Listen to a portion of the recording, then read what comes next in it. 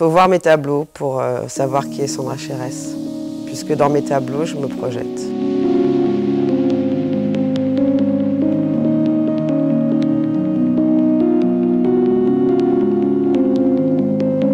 Je suis très heureuse de faire ce que je fais, très heureuse.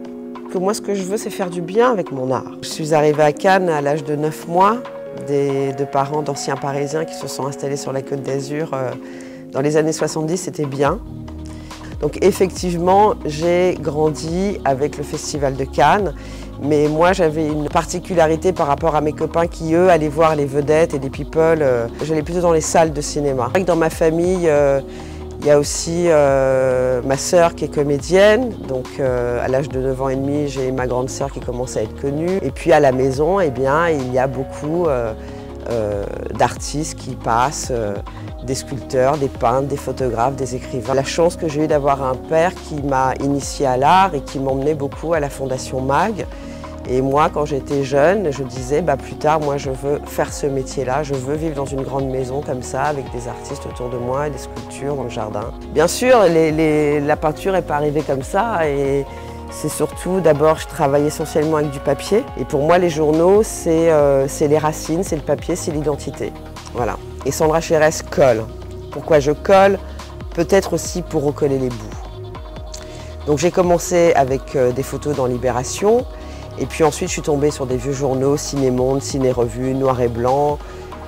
Et puis, j'ai découvert les Paris Match, les anciens Paris Match, car à l'époque, il y avait des très très belles photos, de très grands photographes. J'adore la photo, j'adore le cadre. Et dans les Paris Match, il y a des très belles typos, il y a des titres incroyables. Mon travail est essentiellement sur l'authenticité.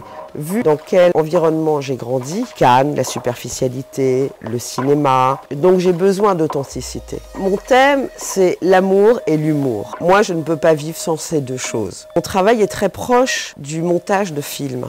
Je n'ai jamais monté de film, mais j'étais assistante monteuse en pub avec les gants blancs et le scotch. On retrouve là le collage. Dans une série que j'ai travaillé dernièrement sur des petits carrés que j'assemble, chaque carré est un plan de film. Je passe beaucoup de temps à regarder des photos, beaucoup de temps à regarder des bandes annonces.